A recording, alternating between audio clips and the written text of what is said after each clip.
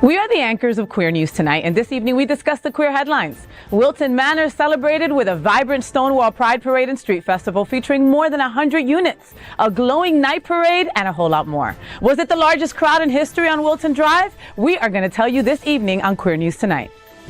The 77th Tony Awards honored Broadway's best, with LGBTQ plus performers and productions winning big.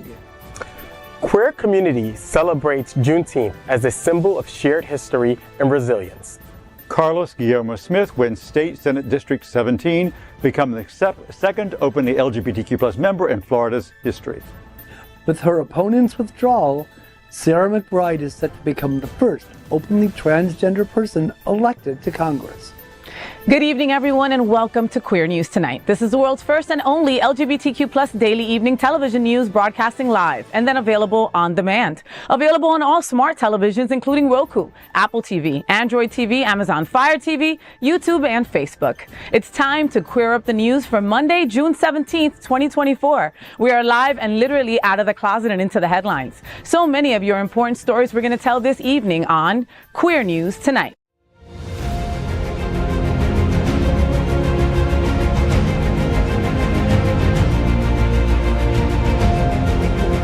This is the world's first live daily LGBTQ evening news show, literally out of the closet and into the headlines on Queer News Tonight. This is the world's first and only unedited live LGBTQ plus evening news show. Whatever happens unique in the LGBTQ plus news, you will see it and hear it. Hotspots Magazine, Happening Out Television Network, is a nonprofit 501c3 media company in the same model of PBS and NPR, but designed for the LGBTQ plus community. Our mission? To support the 11 pillars of our LGBTQ plus community. We want to inform and educate the key issues of our queer culture, the Black community, Latino, lesbians and queer women, trans, students, youth, seniors, HIV/AIDS healthcare, business, social justice, and faith. Help us support our community. We are part of one of the largest LGBTQ plus nonprofit media companies in America, Hotspots Magazine and Happening Out Television Network. In 2024, a magazine is celebrating 40 years of the LGBTQ plus experience, and our television news, talk, and entertainment shows support our mission to educate the LGBTQ plus community and broader community. So let's begin tonight's Queer News Tonight by meeting tonight's anchors. Let's welcome Dr. Edward Summers. He's the Executive Director of Pride Lines, Miami's LGBTQ Community Center. He served as a primary therapist and program director at Eye Care Treatment Center in West Palm Beach. He was also the founder and CEO of the New York-based nonprofit, The Thinkubator. Welcome back, Dr. Summers. How you doing, boo? Good. It's good to be here with this esteemed crowd here. I just want to talk about a couple of events coming up. Pride Lines. We have a couple of events. Tomorrow, June 18th, we have a hurricane preparedness workshop from 6:30 to 8:30. This is a program that we sponsor with Sage and Land the Living. It is coffee and conversation. We typically do it during the day, but we're doing it in the evening. So we're opening it up to other people. So we're very excited about that. That will take place at our Liberty City Center. If people want to know about it, they can visit pridelines.org. Two more things quickly. On June 28th, we have our post memorial. We were supposed to do the unveiling of our mural honoring the victims of Post, but of course we got rained out, so we're going to postpone that ceremony to June 28th. It's going to go to 6 to 8 at our Liberty City Center. Again, visit pridelines.org. And then last but not least, very excited about this event. On June 29th, we have our Youth Pride that we're going to host at Miami Beach. We're doing this in partnership with other organizations. It's going to go from 1 to 4. We're very, very excited to highlight our young people in Miami-Dade. So really excited to do that.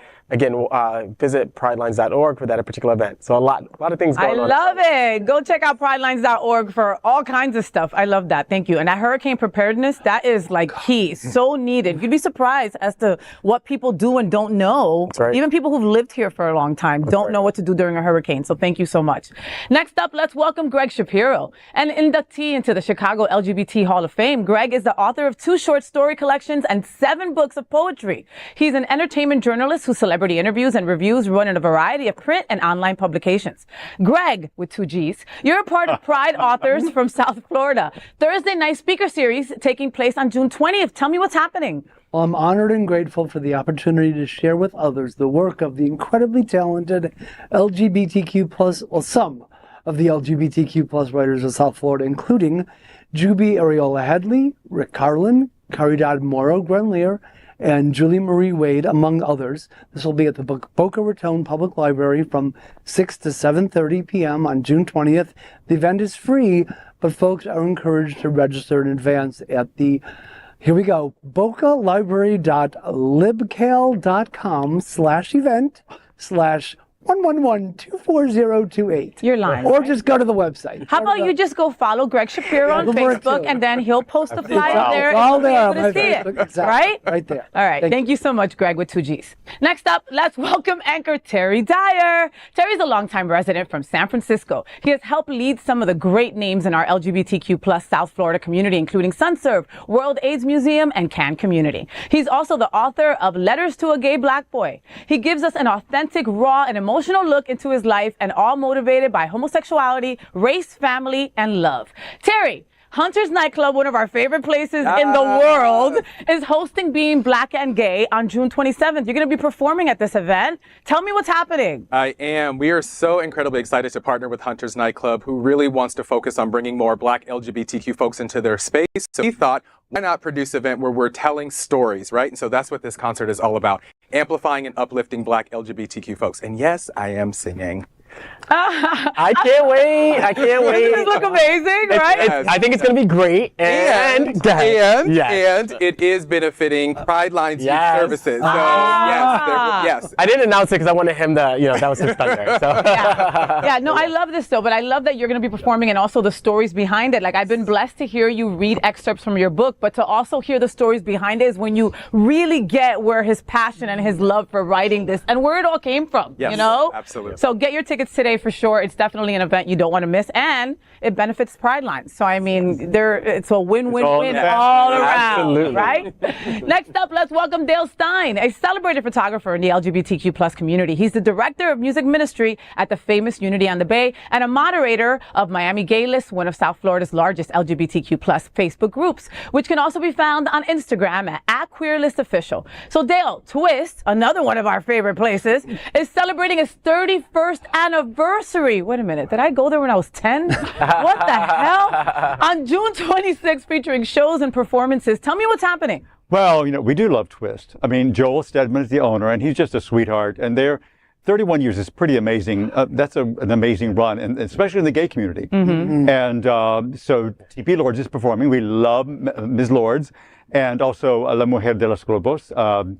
Yes. And so it's 9 to 11. There's an open bar, and it always feels like a reunion. Like people show up that you haven't seen in a while, and it will be an all-night fun, but I'll be gone by midnight. But I will be there. No, but it's cool. Think about all the people who have performed at Twist. All the drag queens from up here started down there, So just that they all come out for this great event, and then they go work. Right? They go there early, and then they go have to perform somewhere. So I think that's going to be awesome. Yeah. And of course, this is tonight's lead anchor, FayWhat. She is a legendary events host, television and radio personality, and the host of the FayWhat Show on Mondays at Hotspots Happening Out Television.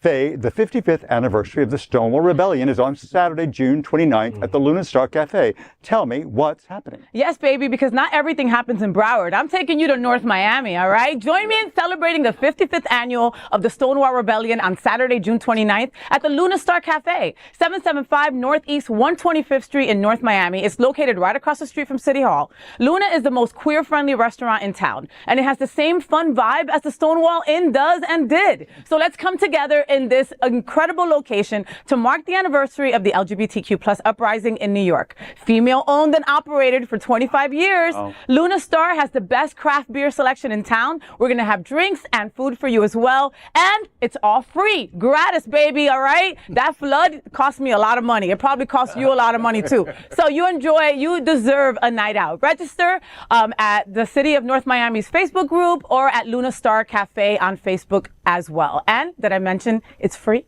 See you there.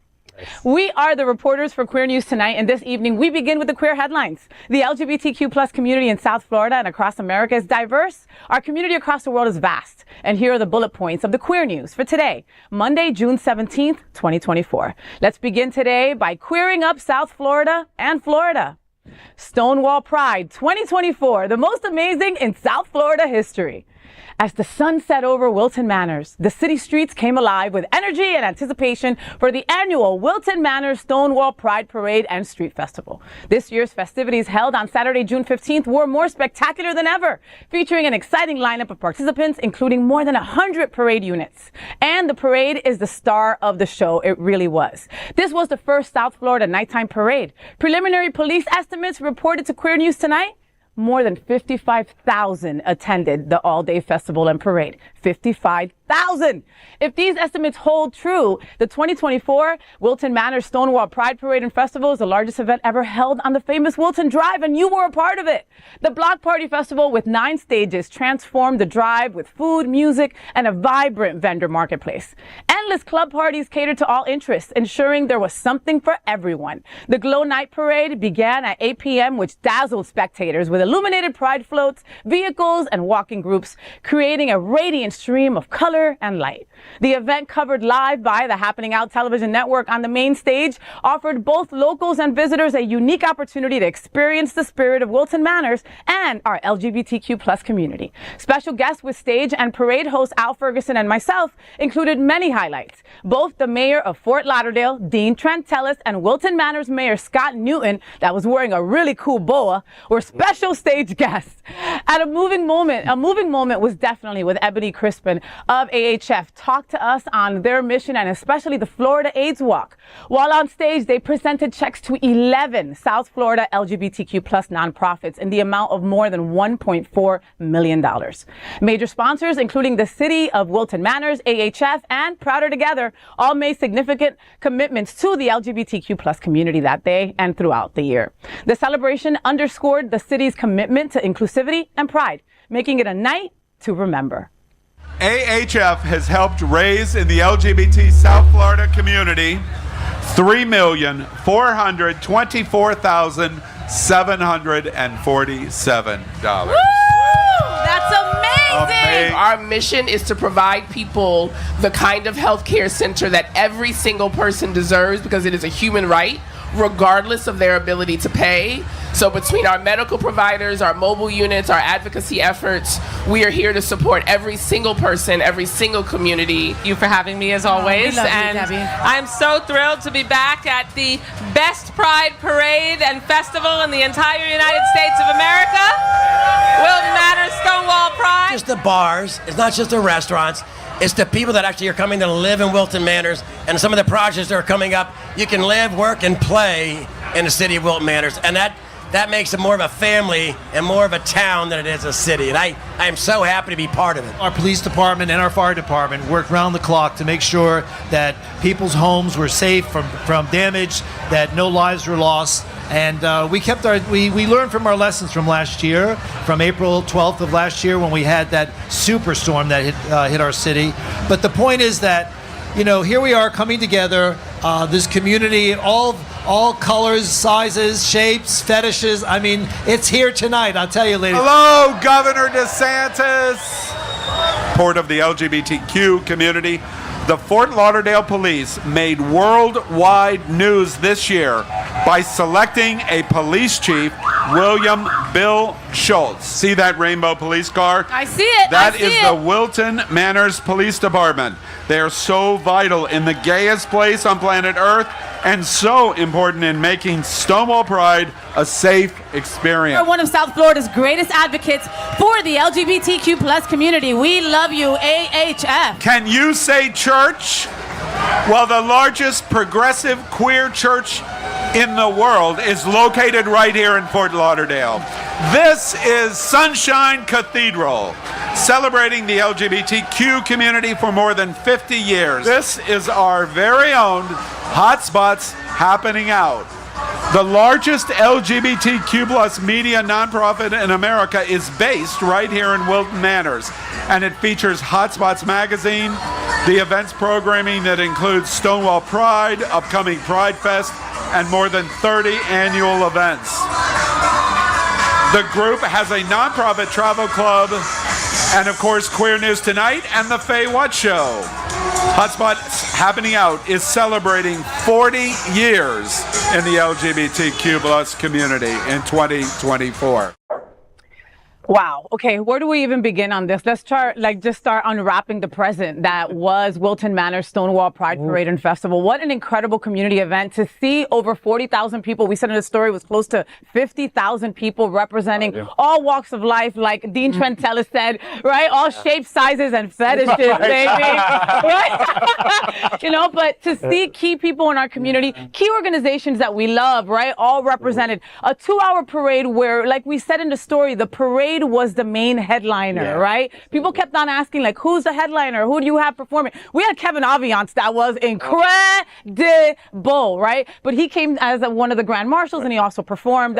Tony Lima was also an incredible Grand Marshal, and the beautiful Miss Velvet Lenore that unfortunately was out of town. But, you know, a 2-hour parade that was nonstop, over 100 units. Like I said, yes, Greg with 2 G's, I said units. You know, I was on stage and I was, God, you know, honestly, it's an honor for me to announce the parade. It's an honor from someone that has been one of the 40,000 people on those barricades watching the parade to be on stage and be able to announce and comment on these organizations that I know and love, you know? Or I was like, girl, you got to stop shouting everybody out. I can't, right? Because these are, I know the people. I know her. No, but it's not even just I know them. It's, you know, I mean, Dale, like, I know what their work is, takes, right? I know that Terry is eating, sleeping, shitting what he does. I know that Edward is doing that. Oh, you know what I mean? So when I see them at the parade, I'm filled with so much joy because it's us. It's us and walking that parade. And real true pride. True pride. Personal pride and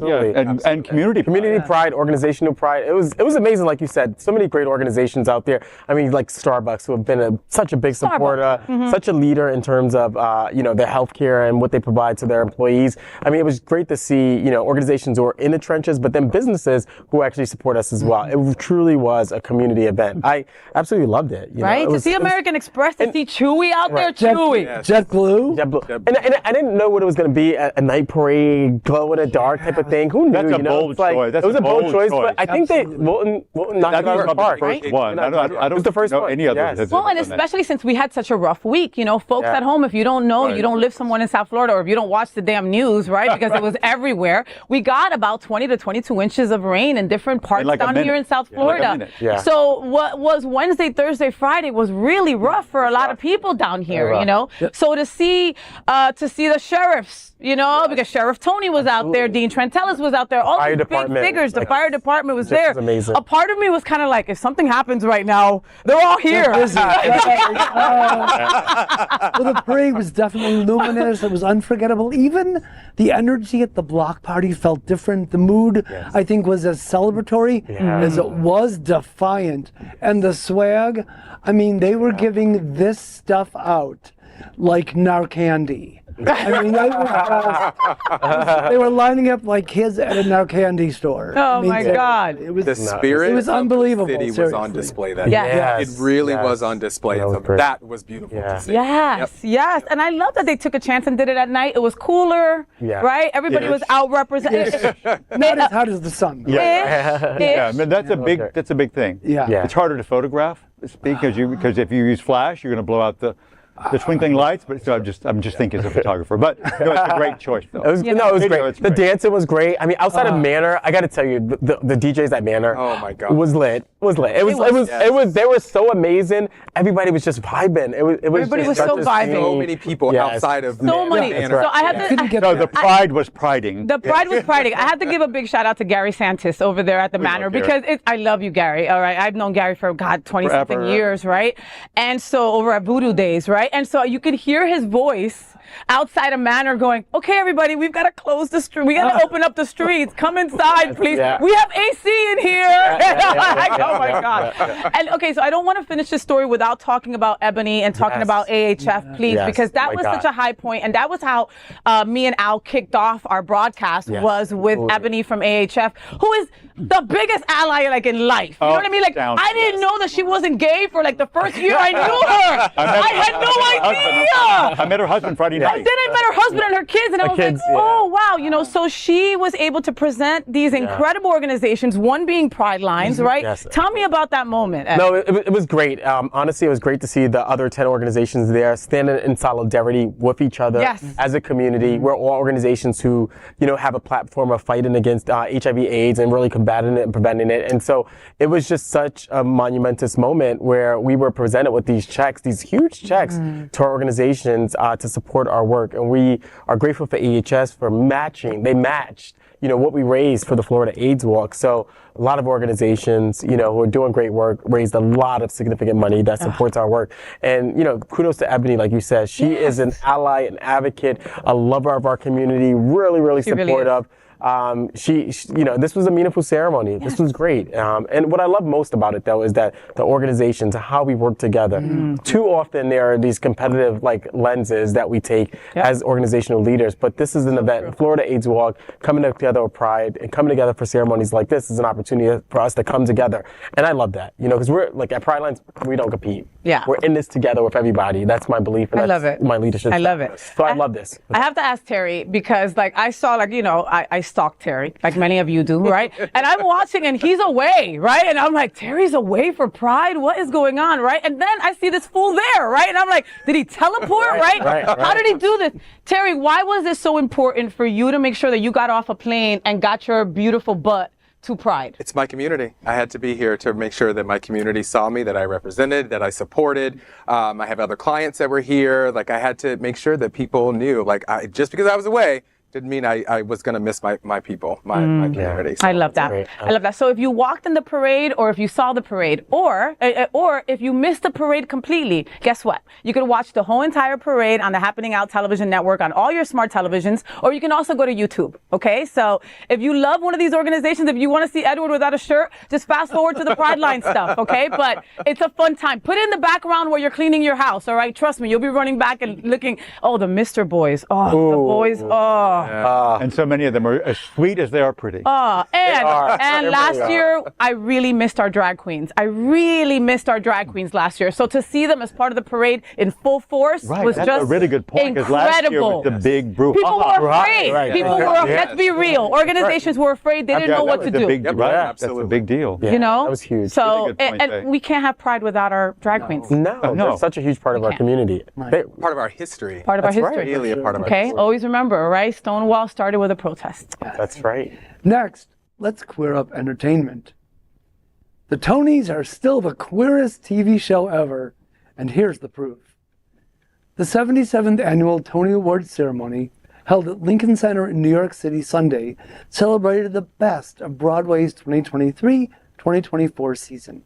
Hosted by the talented lesbian actress Ariana DeBose for the third consecutive year, the evening honored outstanding performances and productions. Among the nominees this year were several LGBTQ+ individuals and productions featuring queer themes, such as lesbian icon Sarah Paulson for her portrayal of Tony in Appropriate. Gay actor Jonathan Groff was nominated for his role in Merrily We Roll Along. The musical Illinois, a reimagining of queer artist Sufjan Stevens' album by the same name, received 4 nominations.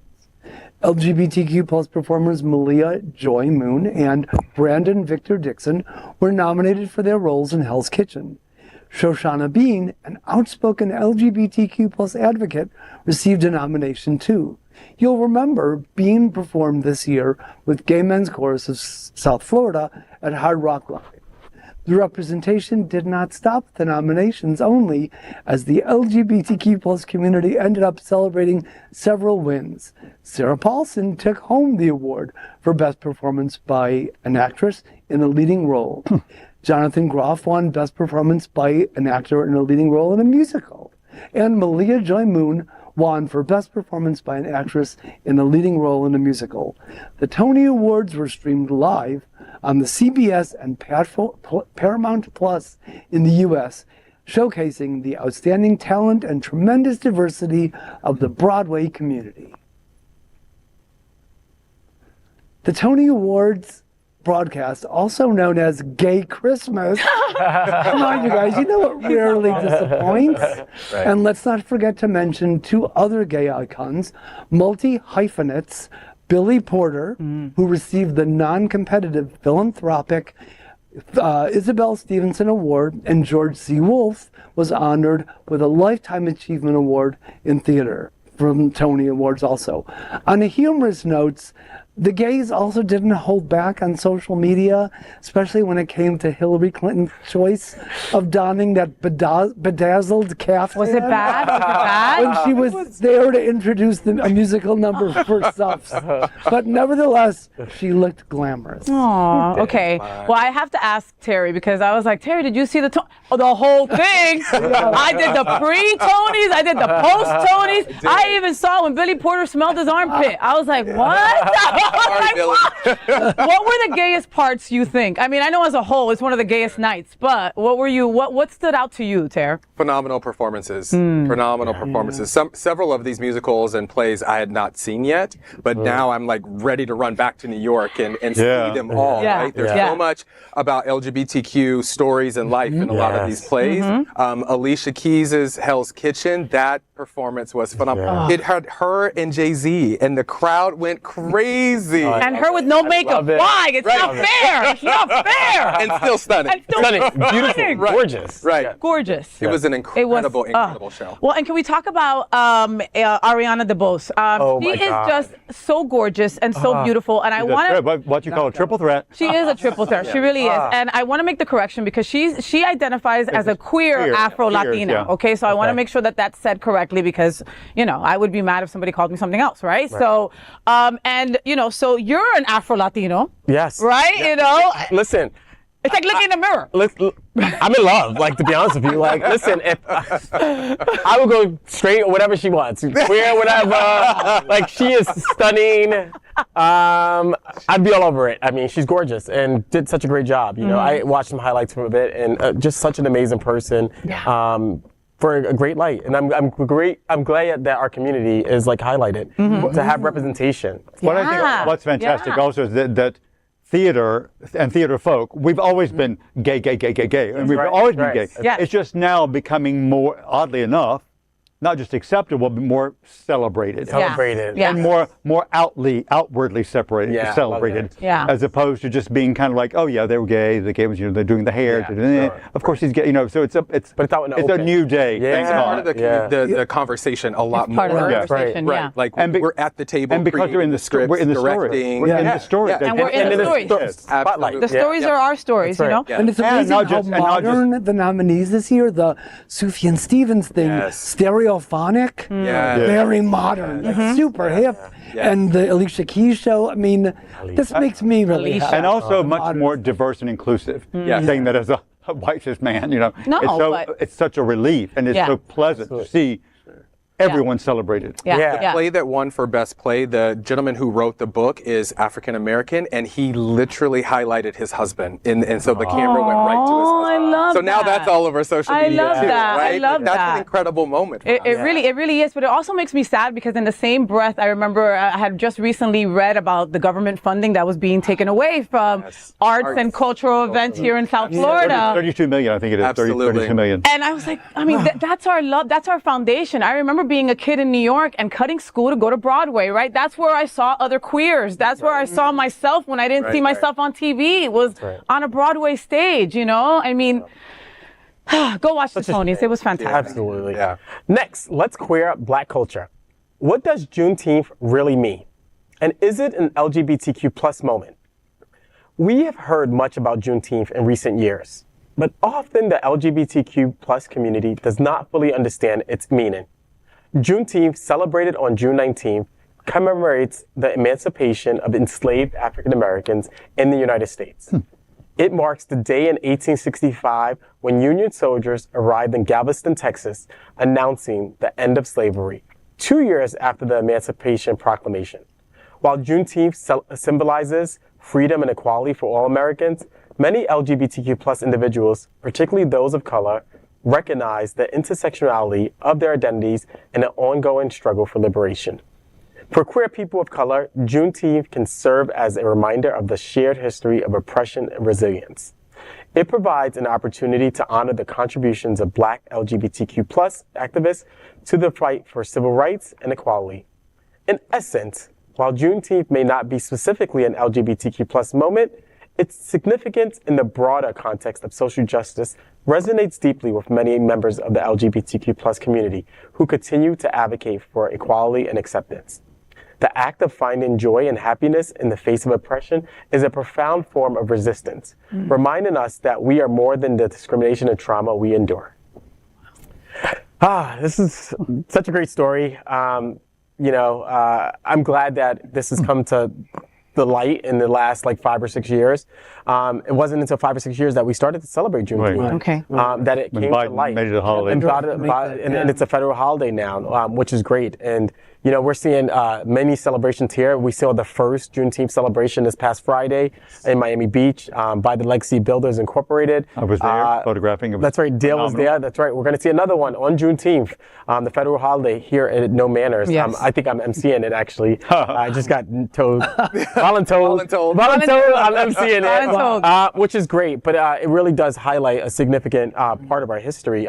Think about it. 2 years later is when people in Galveston, Texas realized and figured out that they were free. 2 years later. 2 years later, after the Emancipation Proclamation was signed. So it is a significant moment. It is a moment to be proud of. It's a moment to celebrate. And it does have implications for the LGBTQ plus community, right? It opened the doors for all communities to be free, right? And so this is a great celebration. It's a great story. And looking forward to the event at No Manners. I know you're going to be there as well. I'm going to be there, right? Yeah, I'm going to be looking at you from the audience going, you're going long. You're going long. Right? So I'm emceeing it. So I'm just keeping the vibe going. You should be emceeing it. That's your job. I told them I'm not an MC. That's not me. Don't get him. Don't get him. You'll be fine. I'm going to take my cues from Faye. You will be fine. You will be fine. You're always great. Don't worry. Just remember, Terry does 3 minutes and then he's out. I'm just saying. Get the hook. Right? Okay. So going back to the story, the line that really got me in the story was the act of finding joy and happiness in the face of oppression is a profound form of resistance. Yes. Right? How does that wash over you, Terry? Well, for me, this day to me sort of set forth who I was going to be and what I was going to stand for in this life, right? I love that. I was born on this day. My birthday is Shut 13th. the front door. Yes. So it makes sense as to who I am and what I stand for in our society, in our community, right? It was in the cards, right, that I was going to be a person that focused on oppressing and trying to uplift our oppression from the people that looked like me, right? So I am a person that's been celebrating this day since birth. And you've grown up in that family knowing, because so many people had no idea what Juneteenth was before. Growing up, my family specifically made sure every Juneteenth I was at a community celebration in a park. Oh my God, amazing. Made sure, absolutely. And that long time coming, federal holiday. Yes. Was about time. Right? Thank you, Biden, for that. Thank you. So question to both of you, right? To people that don't know what to do for Juneteenth, right? Or are like, well, I'm not black, so maybe I shouldn't be celebrating it. Like, what do you because those questions do arise, right? Absolutely. What do we tell them? What do we tell someone who tells us something like that? To me, it's about our shared history. It's about the fact that this was significant for all people. All people are different, right? Because we could very easily, the other could be oppressed, right? If you're not white, cis person, you could very easily be oppressed. And so I think this is a celebration for all people. It doesn't matter if you're black or not. This is about our country's freedom. This is about all people being free and equal in society, right? And so that's what I would tell people, is that it's just not just about black people. It just so happened that we were the ones enslaved, right? But, listen, you're Italians, you're darker, it could have very been the Italians. It could have been the other different groups, right? It could be anyone in our society. This is about this historic moment, celebrating our freedom, celebrating our liberation, but just for all people, I think. That's my message. I agree. For me, I try not to, and as you were reading it, I was starting to feel myself get a little like chills and choked up, because this day to me means so much. And it's not about like, oh, I can't be a part of the celebrations. I can't go to the Legacy Builders barbecue. I can't go to the No Mariners event. You're an ally. There's a level of oppression for all of us, right? Like we're kind of being oppressed now, right? From a political perspective. So just find ways to celebrate and enjoy a day, right? It's not necessarily something I've heard people over years say, oh, I get a day off. Right? It's not my God. I get a day off. Right? I literally have heard corporations say that. Yeah. It's not about that. It's about finding the love and the joy and the happiness that we talked about, right? To celebrate each other and try to get away from that oppression. Amen. Yeah, and you know, the event on Friday night, I just wanted to like give it some kudos, because LaTanya Hobson put it together, the Legacy Builders. Love LaTanya. And it was truly a celebration of so many diverse communities coming together. And you know, one of the honorees was a white boy, Jeff Oliveira, one of our. You can't call him white though. He's Yeah. Italian. Yeah. I mean, his last name is Oliverio. Yeah. But, like, you know what I mean. You know what I'm saying? His middle name is Ravioli. Love Jeff. Spaghetti mangiano, whatever. But and we spoke about earlier Ebony Kristen, who was one of the award recipients, and her speech spoke so much to that note of everyone being involved, and that she is there for every single one. That's right. And it really brought it all together for me, her speech. It really did. So, Love it. Yeah. Fantastic. next, let's queer up politics. Revenge on DeSantis as history is made with Carlos Guillermo Smith elected to Florida Senate. Former state Representative Carlos Guillermo Smith, endorsed by Equality Florida Action PAC, has clinched victory in the race for State Senate District 17. This historic win makes him the second openly LGBTQ member to be elected to the chamber in Florida's history. Voters have rallied behind Carlos, sending him back to Tallahassee to uphold his progressive values and continue fighting for the rights of all Floridians. Known for his unwavering stance against Governor DeSantis' agenda, Carlos has consistently exposed lies and hypocrisy, even taking legal action to ensure transparency and accountability. While Smith was a member of the Florida House, DeSantis and the GOP redistricted his seat and then spent a substantial amount of money on a first-time candidate against him. The efforts were successful as he narrowly lost his bid for re-election. So this time, despite facing immense opposition from the Republican Party, including millions invested to flip his seat, Carlos has emerged stronger than ever. This resounding victory not only repudiates the governor's extremist agenda, but also reaffirms the electorate's desire for strong leadership that stands up for parents, children, and educators. As Carlos prepares to take a seat in the Florida Senate unopposed, his victory stands as a testament to the unwavering support and respect he commands from the voters in his district. Smith has been a guest many times on Queer News Tonight. Senator-elect Carlos Guillermo Smith joins Senator Severin Jones as the two LGBTQ+ state senators in Florida. Well, this is very exciting news because we really need some good political news in Florida. Because it really feels we are fighting an uphill battle on an everyday basis. Because it's just one thing after another, whether it's the arts, whether it's this, and I just heard what he took away money for this thing, he took away money for that thing. All the and what was it, the minstrel program in the schools? I just heard that today. Took away money, but like what? So we really need representation that is standing up for us as our community, but then we'll also stand up for other oppressed communities. Of course, because he's Latino also, and Carlos Guillermo Smith doesn't take shit from nobody, all right? It's plain and simple, I'll say it like that. He is on the same train as Chev is, right? They've got to be stronger. They've got to be blacker and browner. They just have to be. It's just how we're going to get ahead,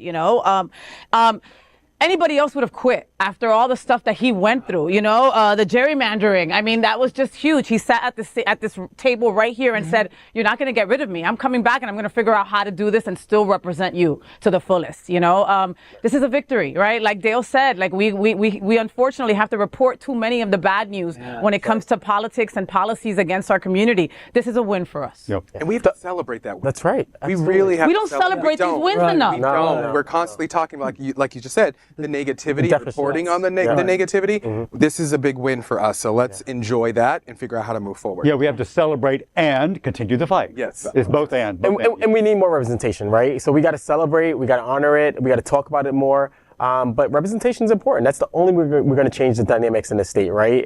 That's the only way we're going to change the perception of the state. That's the only way we're going to get this damn governor out of office, right? Yeah. And change the politics and policy of the state, right? And so we need more representation. So this is a big win for us. We need to celebrate it. We need to speak about it. We need to speak about the importance of civic engagement and people getting involved and not being afraid. Yes. And getting inspired from both him and Chevron's, might and, courage to continue to fight for us. And we need more advocates like them. So let's celebrate, but let's communicate, let's educate about getting more involved. Well, thankfully, DeSantis can't run again in those white go-go boots. But I want to extend my heartfelt congratulations to Carlos Guillermo Smith on his victory in the race for State Senate District 17. May Smith and Chevron Jones, Smith and Jones, I just thought about that. May they continue to ensure that our voices are heard. That's right. Next, let's queer up trans rights. Sarah McBride is poised to make history as first transgender representative. Last week, the sole remaining challenger to Delaware State Senator Sarah McBride, in her bid for the state's solitary U.S. House seat, withdrew, effectively paving the path for McBride to potentially make history as the first openly transgender individual elected to Congress. At 33, McBride also stands to become the youngest person to represent Delaware in Washington since Joe Biden's senatorial inauguration in 1973 at age 30. Eugene Young, Delaware's former state housing authority director, announced his departure from the race via email to supporters. His decision was not accompanied by a specific reason or an endorsement from McBride. With no Republican challenger emerging in the heavily Democratic state, McBride is poised for a historic victory in the general election on November 5th. Following Young's withdrawal, two significant endorsements swiftly followed suit.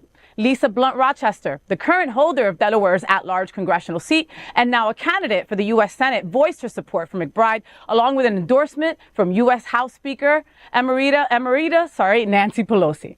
A year ago, McBride entered the race. As the former press secretary for the Human Rights Campaign, she made history as the first openly transgender individual to address a major party convention, stepping onto the stage after Hillary Clinton's nomination in 2016. McBride's journey includes internships at Barack Obama's White House and a role as a staffer for Delaware Attorney General Beau Biden, forging a lasting bond with the Biden family. McBride's election to Congress is a historical moment in LGBTQ plus history. So we were just talking the last story about Carlos, right? About Carlos Guillermo Smith and that being a victory for us in LGBTQ. This is another one, baby. And we've got to do this one really loud and proud. No one has taken more heat than our trans community siblings. You know, it is just nuts. And we've all got to stand with the T at all corners during this year, especially it being an election year. So, and I'm happy that people are coming up and endorsing her, right, and doing the right thing, you know. And did we expect for Delaware to be leading the way? Well, you know, in forward thinking here, you know. I think so. They gave us Biden. It's always been progressive. If the weather was better, it'd be kind of a nice place to live. I mean, Rehoboth Beach is there. It's pretty groovy. But I love when LGBTQ plus history is being made, especially during Pride Month. Yeah.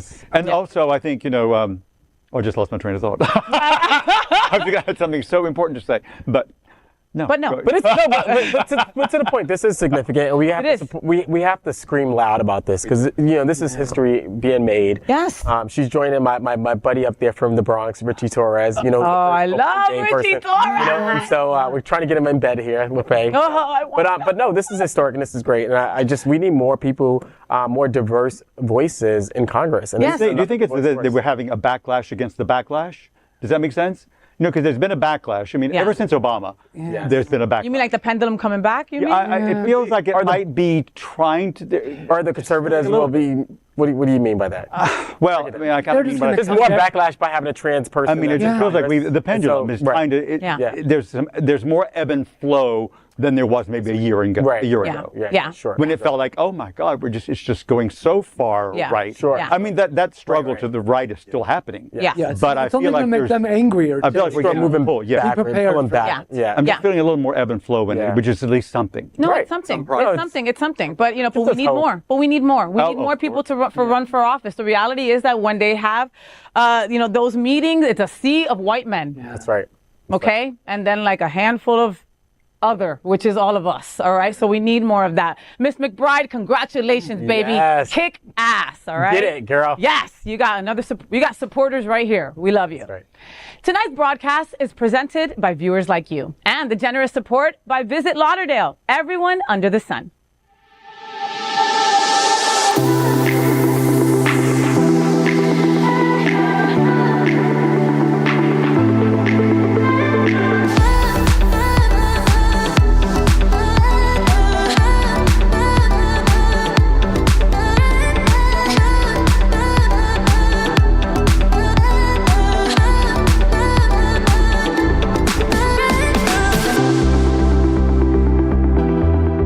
Next, we are proud of our special partnership with Sunshine Cathedral, the world's largest queer church here in Fort Lauderdale. Supporting that partnership, we are broadcasting from our permanent set here at Sunshine Cathedral at the Happening Out television studios.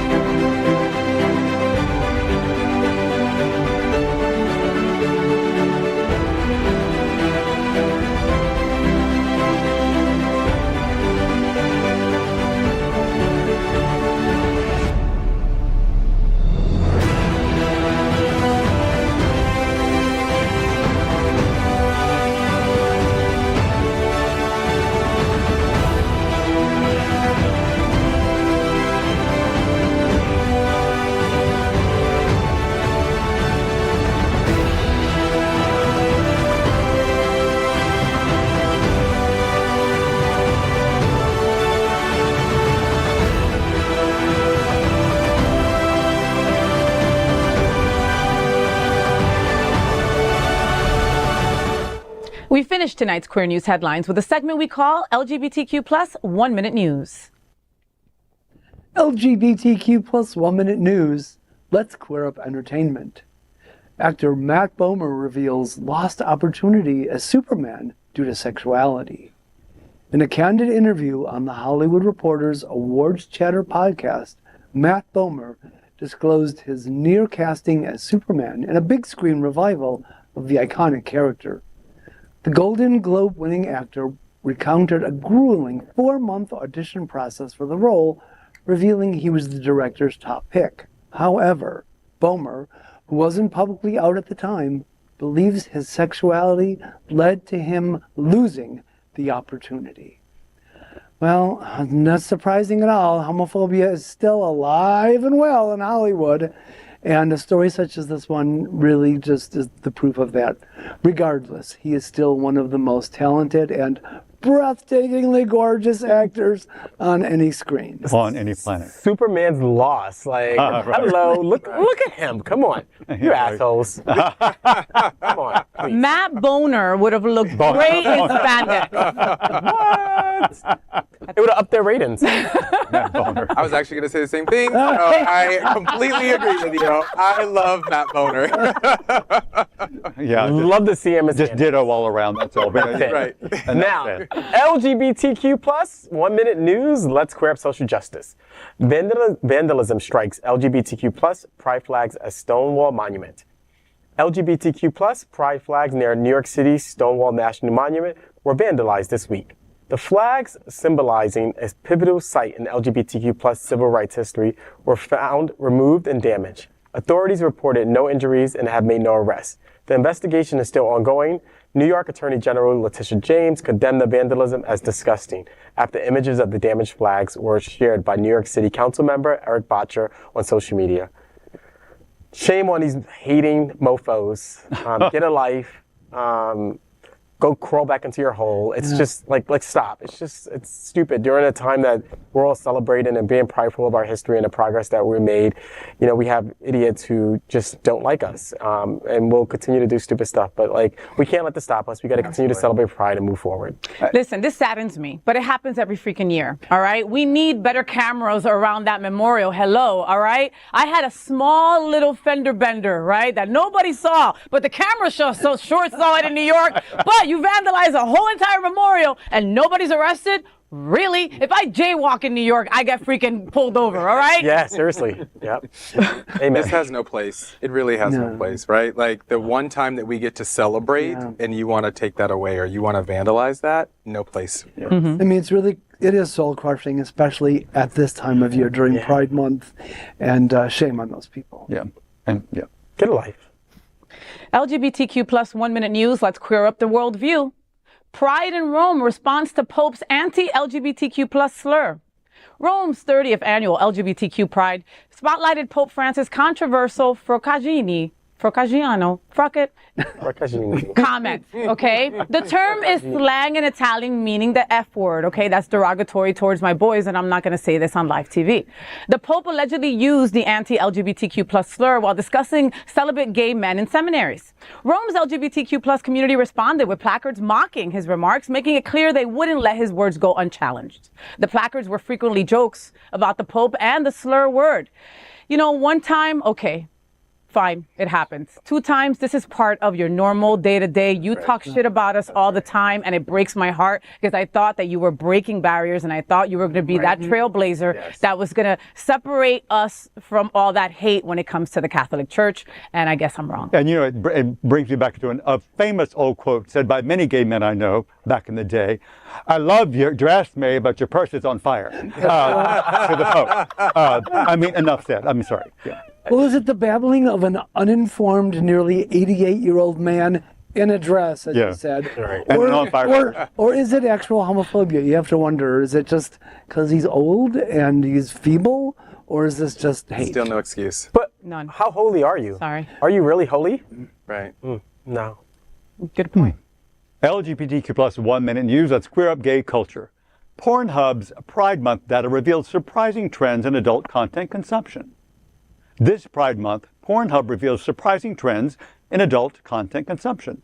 Exclusively shared to Pride.com, the June data shows older generations, 65 plus, are 104% more likely to watch gay porn, while the 18 to 24 group prefers cartoon content by 304%. In Maine, porn viewership is 28% above the national average, whereas Alaska is 22% below. Interestingly, 43% of gay content is viewed by women, and bareback content tops the charts in the U.S. Who knew?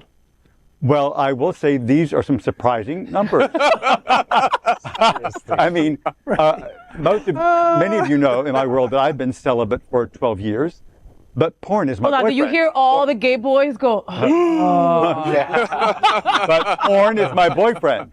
So, yeah. So that part. Well, am I the only one who thinks that the women who are watching gay porn content are either... Are you talking to me, Greg? Well, are they seeking bedroom tips, or are they enjoying watching men, some of whom are gay for pay, getting a taste of their own sexual medicine? Yeah, good point. Okay, good. I mean, good point. Listen, I can't get into the cartoon porn. I can't. I mean, more power to you, right? I don't know. It makes me cringe. And again, no shame. No shame. If that's your thing, please don't send me mad emails. I get enough of those, right? I can't get into it. So whatever you like, you like. It's your house, boo. Enjoy, right? But I am part of that 43% that watches. I only watch gay men porn. Really? And I enjoy sex with my wife. You have no idea. But there are times that I'm like, all right, this time you be Terry, all right? Why you like gay men porn? I'm just curious. It's sexy to me. Yeah. Okay. I don't want to do anything with the parts that both of you have. No, it's not the Amazon guy. Hey, I've got a package for you. No, it's something about two very sexy men having that intimate, hot, passionate kind of primal kind of sex that turns me on. Okay. So that 43% women is probably lesbians, maybe? Maybe. Or, I mean, no, because I know straight women who love watching it too. They won't admit it, but they love it too. There it is. Who knew? LGBTQ plus 1 minute news. Let's queer up the USA view. Here's what a Business Insider analysis says the average US LGBTQ plus couple earns. Where do you stand? A Business Insider analysis of several census surveys, including the Household Pulse survey and the American Community Survey, highlights key financial statistics of same-sex couples in the U.S. The ACS census reveals that same-sex couples have a median household income of $110,600. Married same-sex couples earn an average of $123,500 compared to $109,700 for married straight couples. Notably, married gay men earn an average of $138,700 annually, while married gay women earn $110,100. The survey also considered lower income individuals, finding that 9% of LGBTQ plus respondents earn $25,000 per year. You know, I'm not going to go against this survey, but I think it's false, right? You know, or better yet, I don't think that it comes to, I don't think it's about, I don't think that the demographic is, it's definitely not Florida. Let's just say that, right? You know, in my household, we are 2 lesbian women and we don't make that. And we have careers and student loans and stuff like that and mortgages, etc. And we don't make that kind of money. And again, women will always make less than men. But these numbers don't seem to add up, especially with, I mean, the gay couples that I know. What do you boys think? The sample, it depends on the sample, right? Okay. So this is the ACS, and it all depends on who actually answered it, but it's also about the sample. And the sample could be overrepresented in larger cities like New York, like LA, Right. and therefore, you know, I would love to see the methodology behind this. We also have to remember that this is new. So we have not, in the past, you know, sampled and asked questions about homosexuals and gay marriage and all that stuff. It's only over the last, like, 2 years that they've worked in these questions. And so the methodology may not be perfect yet. So I wouldn't put too much, like, into this yet because this is just so new. Yeah. And so I just, you know, we could have an over sample of like big cities like New York, and I would assume that we do have a bigger sample in New York and LA and DC and San Francisco, and not a representation in other states because it's really new. And places like Florida, we're still afraid, you know, of our governor and the hate and stuff like that. And I would also say that there's a lot of other groups that are not in here that may identify with us, like immigrants, right? Who are oftentimes afraid to answer these types of surveys. So, I'd say let's give this like another 5 to 10 years before we actually think that believe that it's valid or not. Believe on the accuracy, the validity of it, right? Because they have to still perfect it. And so, yeah, and we'll never have true numbers if you really think about it. You never have true numbers. You're never going to get us counted. Right. It's self-reported too, you know. And where do I stand? On the outside looking in. Wait, so you and your husband are both writers. You're both gay men. You've been married for 143 years. Is that even, no? I mean, you're working all the time, Greg. You and Rick are like the hardest working writers like in life. You know? It's not a true reflection. Okay. Okay, well, that is today's news for the LGBTQ plus community on the world's first and only daily LGBTQ plus evening news show. If our community is important to you, share this news with your friends and family. Are you, like most of America, part of our very large television audience watching this live LGBTQ plus news broadcast right now on Roku, Apple TV, Android TV, and Amazon Fire TV? Queer News Tonight is the only live LGBTQ plus digital television show in the world that is out of the closet and into the headlines. We need your support. If our community is to grow, we must tell our stories and bring them to the attention of the broader world. This is the only place in the world that tells these types of LGBTQ plus stories in motion and sound. That is the passion of Hotspots Magazine, happening out television network and Queer News Tonight. I'm your anchor, FayWhat, and on behalf of these LGBTQ plus reporters, the incredible anchors of Queer News Tonight, including Dr. Edward Summers, Gregg Shapiro, Terry Dyer, and Dale Stine. We will see you daily at 8 p.m. And to our LGBTQ plus world, we wish you good night. Good night.